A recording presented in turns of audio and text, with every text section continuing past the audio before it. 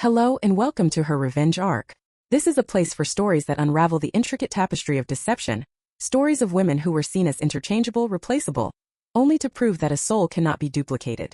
The revenge we celebrate here is not born of impulsive rage, but of profound, patient, and piercing intelligence. Today's story is about a stolen life, a fraudulent marriage, and a truth that was hiding in plain sight. My name is Alara, and this is the story of how my twin sister stole my identity to marry my billionaire fiancé, never suspecting that she was not the one playing a role, but merely a character in a far grander play, one that I had co-authored from the very beginning. To understand the nature of my sister's betrayal, you must first understand the nature of our reflection. Lyra and I were identical in every way the eye could see. We were mirror images, blessed or perhaps cursed, with the same cascade of dark auburn hair, the same scattering of freckles across the bridge of the nose, the same eyes the color of a stormy sea. But where our physical forms converged, our spirits diverged so sharply it was as if we were crafted from opposing elements. I was the quiet water, finding my world in the pages of old books, the solace of a silent art gallery, the patient craft of botanical illustration. My joys were internal, my passions whispered. Lyra was the wildfire. She craved the spotlight, thrived on attention, and measured her worth by the envy she could inspire in others. Her charm was dazzling, a brilliant burning thing that drew people in. But up close you could feel the dangerous heat of her ambition, the constant gnawing hunger for more. Our childhood was a continuous study in this dichotomy.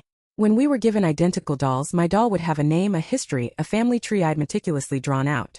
Lyra's doll would be stripped and her dress refashioned for one of Lyra's own elaborate outfits. When I fell and scraped my knee, I would retreat to my room to quietly tend to the wound. When Lyra fell, the entire neighborhood would know it. Her cries a dramatic performance designed to garner maximum sympathy and attention. Our parents, overwhelmed by her theatricality, often catered to it, leaving me to my quiet corner. They saw her as the one who needed managing, while I was the easy one, the self-sufficient one. They didn't see her growing envy or my growing resilience. They just saw a reflection and couldn't comprehend the distortion within it. This envy of Lyra's was a strange and creeping vine. It wasn't about the material things we shared. It was about something deeper she perceived in me, something she couldn't replicate. She resented the way I could be content with a book and a cup of tea. She was infuriated by my lack of need for external validation. But most of all, she envied the love I found, a love she believed I hadn't earned through the hard work of social climbing and relentless self-promotion. A love that came to me in the form of Alistair Blackwood. I didn't meet Alistair at a glittering gala or a high society auction, the kind of venues Lyra haunted. I met him in the hushed, dusty aisles of a rare manuscript library. He was known to the world as a tech visionary, a reclusive billionaire who had reshaped the digital landscape. But to me, he was just a man with kind, observant eyes who was as fascinated by a 15th-century illuminated psalter as I was.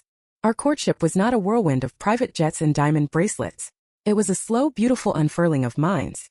We spent hours in conversation talking about everything from the ethics of artificial intelligence to the symbolism in Renaissance art. He was drawn to the world I inhabited, a world of history, substance, and quiet beauty. He said it was an antidote to the sterile, fast-paced world of code and commerce he navigated. He didn't love me despite my quietness. He loved me for it. He saw my patience, my attention to detail, my passion for preserving the past, not as hobbies but as virtues. With him, for the first time in my life, I felt not just seen but completely understood. When he proposed, it was not with a grand public gesture, but on a rainy Tuesday evening in my small apartment, surrounded by my books and illustrations.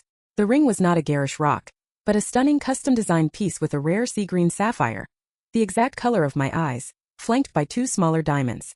It was personal, thoughtful, and perfect. When I told Lyra, the performance was flawless. She shrieked with delight, hugged me until I couldn't breathe, and demanded to see the ring. As she held my hand, her fingers tracing the sapphire, I saw it. Just for a fraction of a second, before her mask of joy slipped back into place. It was a look of such profound, bitter avarice that it made me cold. It wasn't just envy for the ring or the wealth it represented. It was a deeper, more venomous feeling. She felt that I, the quiet, undeserving sister, had stolen the life that should have been hers. In the weeks that followed, as wedding plans began to take shape, the vine of her envy grew, wrapping itself around everything. She inserted herself into every decision, her suggestions always steering things toward more opulence, more grandeur, more public display. She was designing a wedding for the woman she wanted to be, not the one I was. And she began a subtle campaign of psychological warfare. "Are you sure you're ready for this, Alara?" she'd ask, her voice laced with false concern as we looked at venues. "The pressure, the society pages, it's a lot. You're so sensitive." "He loves you for who you are, of course," she'd say while we browsed dresses. "But his world is different.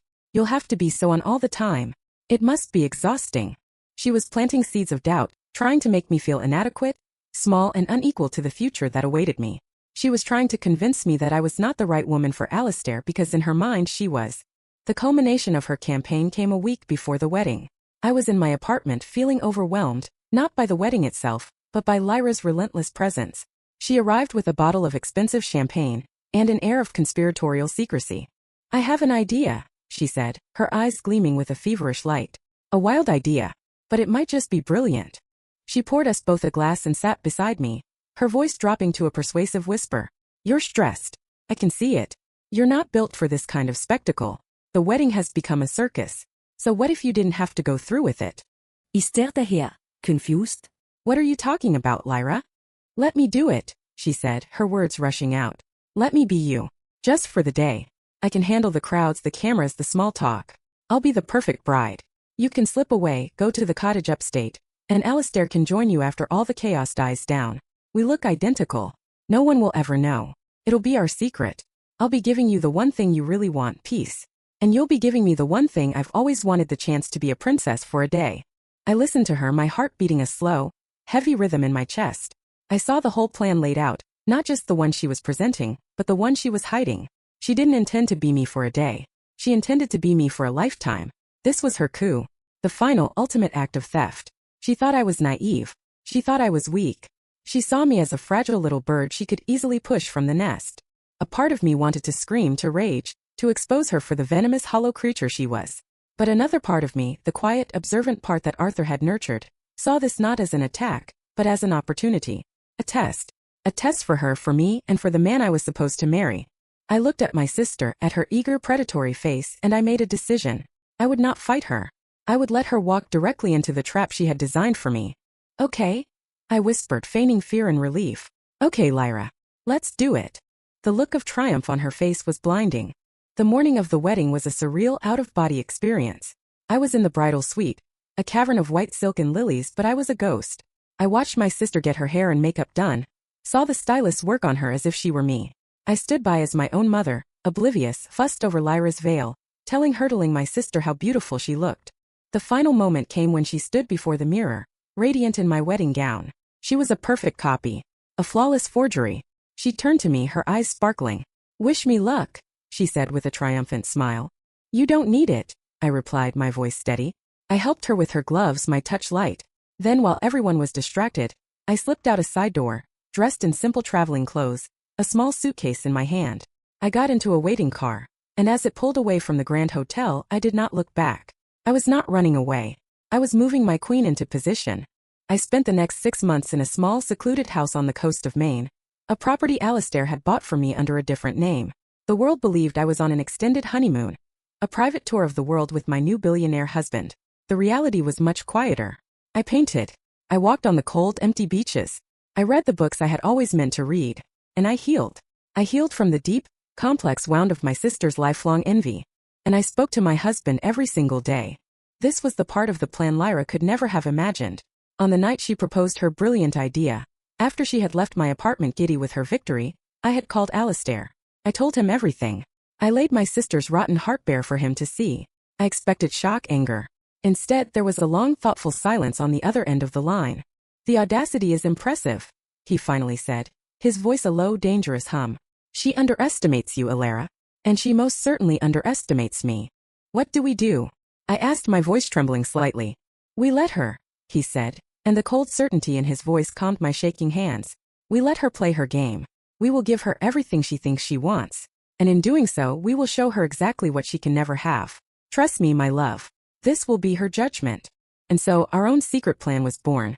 Alistair and I became co-conspirators. He knew it was Lyra standing at the altar with him. He said his vows to her, looking into her face but seeing mine. The prenuptial agreement, an ironclad document drafted by his formidable legal team, was signed by Alara Blackwood, but with Lyra's hand. A fraudulent signature on a document designed to protect against fraud. The irony was not lost on Alistair. For 6 months, he played the part of the devoted, if slightly distant, husband, and Lyra played the part of the billionaire's wife with gusto. From my quiet sanctuary, I observed her through the lens of social media and gossip columns. I saw her at charity galas draped in jewels, her smile brittle. I saw her shopping sprees, her lavish parties, her desperate attempts to ingratiate herself into Alistair's world. Alistair would tell me everything in our nightly calls.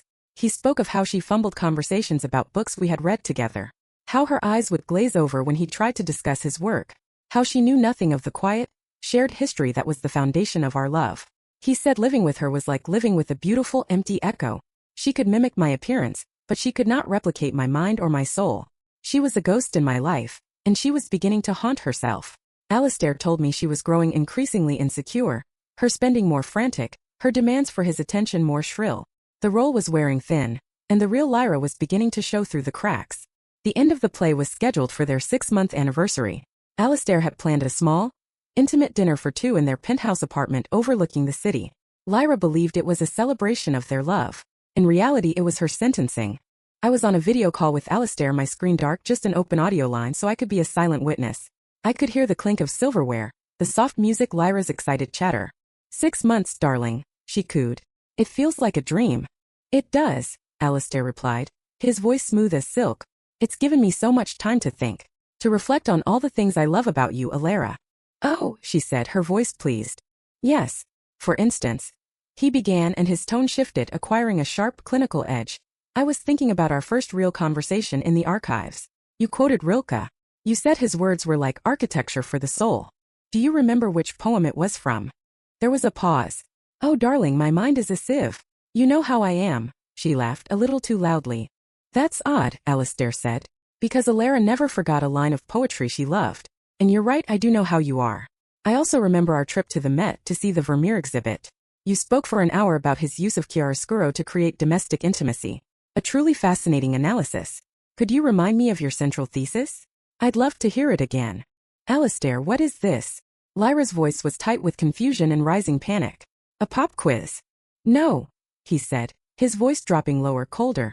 It's a confirmation of something I have known from the very beginning. From the moment you walked down that aisle, I knew. The silence that followed was so profound I could hear Lyra's sharp intake of breath across the phone line. I knew because the woman I love, the woman I asked to be my wife, has a small, almost invisible scar just above her left eyebrow from a childhood fall she never cried about. You don't have that scar.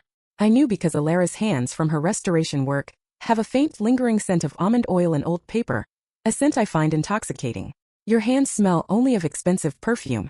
I knew because when I speak about quantum computing, Alara's eyes light up with genuine intellectual curiosity. Your eyes are empty vessels, waiting for me to finish so you can talk about a party or a dress. He let his words hang in the air, each one a hammer blow against her carefully constructed reality.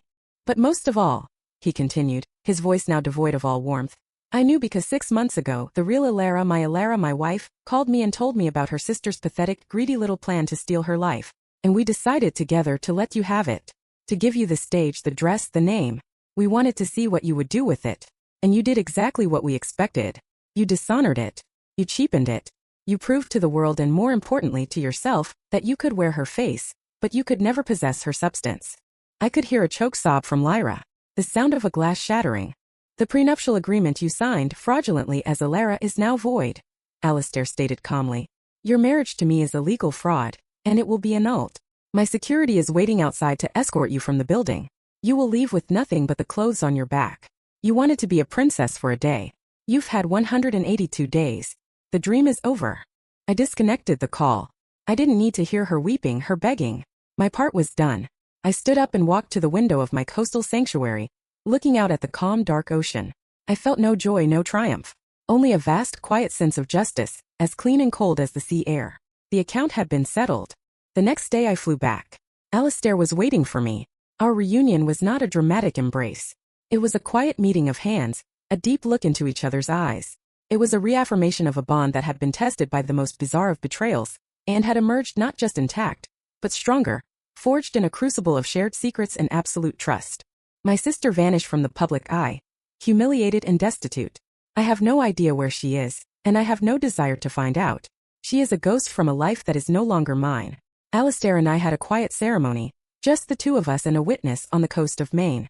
We are building our life now, not on a foundation of wealth or status, but on the bedrock of a truth that was tested and proven to be unbreakable. My story is a testament to the fact that identity is not in a face, a name, or a bank account. It is in the soul, the mind, the quiet substance of who you are. And so I leave you with this question to ponder. When someone tries to steal your reflection, is the ultimate revenge to shatter the mirror?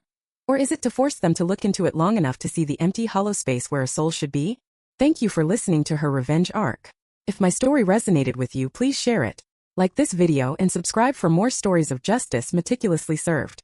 We look forward to reading your thoughts and your own experiences in the comments below.